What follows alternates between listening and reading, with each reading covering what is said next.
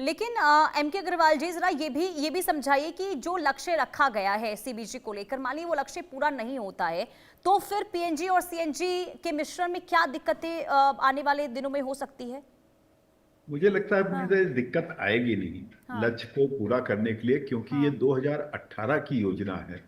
2023 में इसको और आगे बढ़ाया गया है। अब ठीक है। उसी चीज को अब इम्प्लीमेंटेशन स्टेज पर लगा है। काफी हद तक उसका इंफ्रास्ट्रक्चर तैयार कर लिया गया है। हम्म। और ये जो 24,000 करोड़ रुपए रखे गए हैं, हम्म। ये मान लीजिए जो यूनिट्स आ रही हैं या हम्म। किसी प्रकार के आ रहे, उनके लिए जो पूंजीगत आवश्यकता है या उनकी टेक्नोलॉजी डिसेमिनेशन की बात, वो हम्म। तैयारी करके ही आया गया है। इतनी हम्म। बड़ी राशि, 24,000 करोड़ रुपए की राशि, तो हाँ। उत्पादन के वृद्धि पर भी जोर दिया जाएगा। जो अभी वेस्ट हो जा रहा है, जो हमारे लिए एक चिंता बन जाता है पर्यावरण के लिए, वो हमारे लिए एसेट भी बनेगा, पर्यावरण भी नहीं होगा।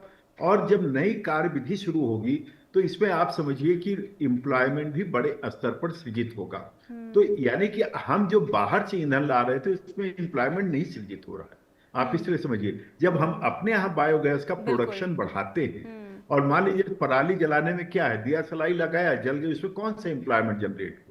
लेकिन उसी पराली को जब बायोगैस में हम कन्वर्ट करेंगे, हम्म। या अर्बन वेस्ट को जब हम बायोगैस में इधर करेंगे, और बचे हुए जो सॉलिड वेस्ट है उसका हम इस्तेमाल खाद के रूप में करेंगे, तो आप क्या इस प्रोसेस समझिए एम्प्लॉयमेंट किस प्रकार से जनरेट होगा। प्लस जो हम जीडीपी के ग्रोथ की बात कर रहे हैं, हम हम्म। फॉरेन एक्सचेंज की बचत की बात कर रहे हैं, आत्मनिर्भरता की बात कर रहे हैं, हम कैसे बढ़ेंगे आत्मनिर्भरता की ओर। देखिए, हमारे पास उतना बड़ा रिजर्वायर अभी नहीं है फॉसिल फ्यूल का, जितना मिडिल ईस्ट के पास या अन्य राष्ट्र के पास है।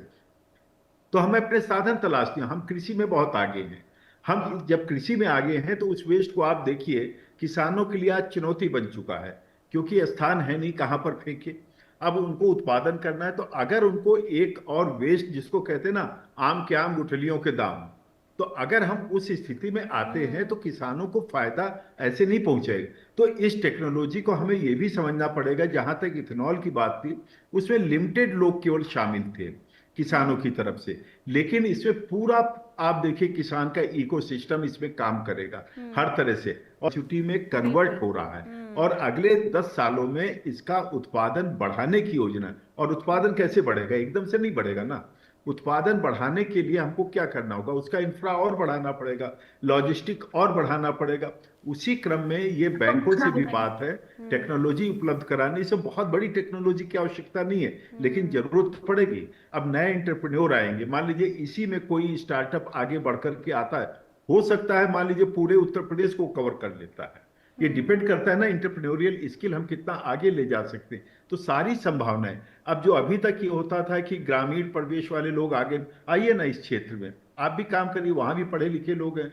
आप क्यों हाँ। नौकरी ढूंढ रहे हैं, आप एक बायोगैस प्लांट लगाइए, आप वहां हम्म। पर औरों को नौकरी दीजिए। यानी कि नए हमारे यहाँ सेक्टर्स इमर्ज कर रहे हैं। जो हम हम्म। विकसित भारत की बात कर रहे हैं, हम इसीलिए कर पा रहे हैं कि हम अपनी इकोनॉमी में रिफॉर्म ला रहे हैं। आप हम्म। सोचिए, जब गोवर्धन ये आया, कल कैबिनेट से मंजूरी मिली जी। है, तो आप सोचिए कि बहुतों को सोचने को मिला कि अरे, ये गोवर्धन क्या है। कुछ ने हाँ। सोचा कि वो तो चलो टूरिज्म का हब बन रहा है क्या। लेकिन जब उसके डिटेल में जिनको पता हो जाते हैं, तो हाँ। समझते हैं ये इकोनॉमिक ट्रांसफॉर्मेशन का एक तरीका है। हाँ। तो मुझे लगता है कि ठीक है, एक हम्म। जागृति की भी आवश्यकता है, और किसानों में हाँ। और अवेयरनेस ऐसे लोग भी हैं, आना चाहिए। ऐसे लोग हैं सर जिनको पता ही नहीं है गोवर्धन योजना है क्या। नहीं आ, पता है, आप सही हाँ। कह रही हैं। बिल्कुल, और इसलिए तो इम्प्लीमेंट कैसे होगा, अगर ये कदम उठाया जा रहा है तो लोगों लोगों को इसके बारे में कितना पता है, ये बायोगैस मिश्रण से किस तरीके से फायदा होगा, ये लोग कैसे समझ पाएंगे, ये भी सरकार को कहीं ना कहीं सुनिश्चित करना होगा, इसे लेकर भी तैयारी करनी होगी। लेकिन मिताली जी, जरा आम लोगों के उससे बताइए कि आम लोग हमेशा ये सोचते हैं कि अगर मान लीजिए कि ये कदम उठाए जा रहे हैं, तो क्या भविष्य में सीएनजी पीएनजी के दामों में भी गिरावट आप देख पा रही हैं? अगर तमाम चीजें यहां पर सोचिए कि आत्मनिर्भरता की दिशा में अब कदम बढ़ाए जा रहे हैं, विदेशों पर निर्भरता कम होगी, तो फिर क्या कीमतों में भी कोई कमी देख पा रही हैं भविष्य में? जी, बिल्कुल, मैं यही चाहती हूँ कि इन इन स्टेप्स से एक सिचुएशन ऐसा आए जब हम सरकार को एक पेपर प्रेज़ेंट करके दे सकें और कहें कि आप एटलीस्ट इन स्टेप्स की वजह से सीएनजी, पीएनजी की कीमतें ₹2, ₹3, ₹4 हम्म। पर केजी तक भी आप हम्म। कम कर सकते हैं। आप सोचिए, लेकिन आप कर सकते हैं। ये जरूरी नहीं है कि ये पहले साल में हो जाए, हो सकता है इसे 2 या 3 साल लगे, लेकिन ये बहुत मेरे हिसाब से हो सकता है, इजीली हो सकता है कि 10% तक भी हम प्राइसेस का एक एडवोकेसी कर सके कि आप 10% प्राइसेस रिड्यूस करें।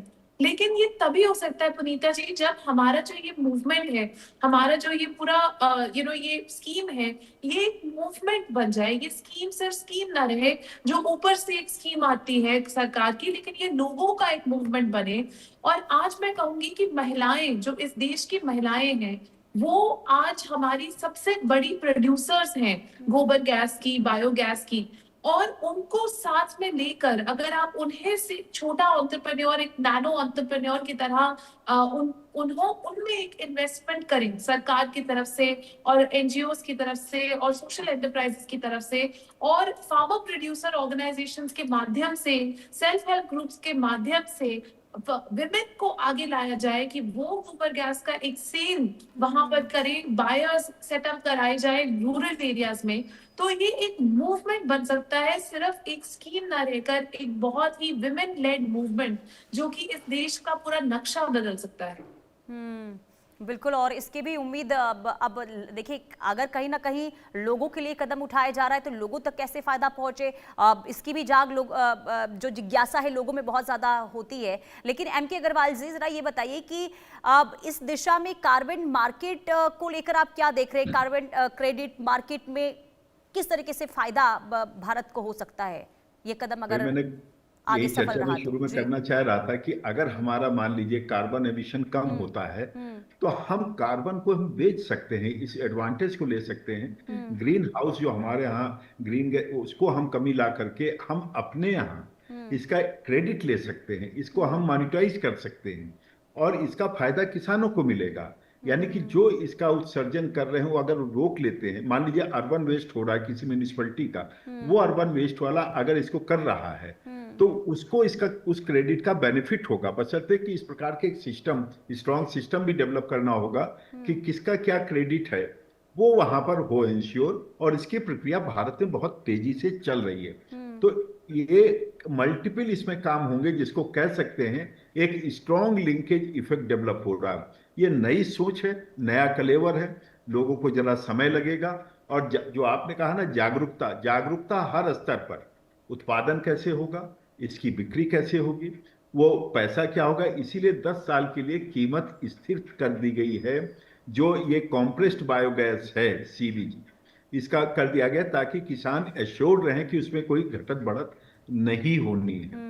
तो किसान के लिए भी एक अच्छी राहत की बात है। जो चीज अभी वेस्ट करने के लिए, उसको सड़ाने के लिए पैसा लगाते थे, आज उसी से यदि उनको फायदा मिल रहा है और नए लड़के जो घर में तैयार हो रहे हैं उनके लिए एक नया व्यवसाय तैयार हो रहा है। मान लीजिए 4-6 गांव का किसी बच्चे ने एक प्लांट लगा लिया, तो अब आप सोचिए एक एंटरप्रेन्योरियल स्किल डेवलप हो गया ना, रूरल डेवलपमेंट का एक नया आयाम तैयार हो रहा है। इसको इस रूप में देखिए, कार्बन क्रेडिट भी वो ले सकेंगे।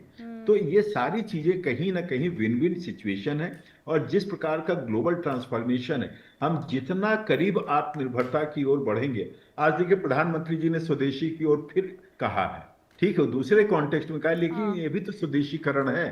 हम अपने यहाँ के वेस्ट को यदि हम गोल्ड में कन्वर्ट कर रहे हैं, गोल्ड ही है, energy is equal to gold, तो आप समझिए एक बड़ी स्ट्रेटजी है, इस रूप में समझिए। और जहां तक इथेनॉल की बात है, एक चीज मैं कहना चाहूंगा, इससे विदेशी मीडिया का भी थोड़ा समझना पड़ेगा कि वो नहीं चाहते। मैं एक छोटा सा उदाहरण दूंगा कि अभी एक किसी विदेशी बड़े नेता ने कहा था भारत में आकर के कि भारत तेजी से आगे बढ़ेगा, हमको अच्छा नहीं लगेगा। ठीक है, तो अब उम्मीद यही करनी चाहिए सर, माफी के साथ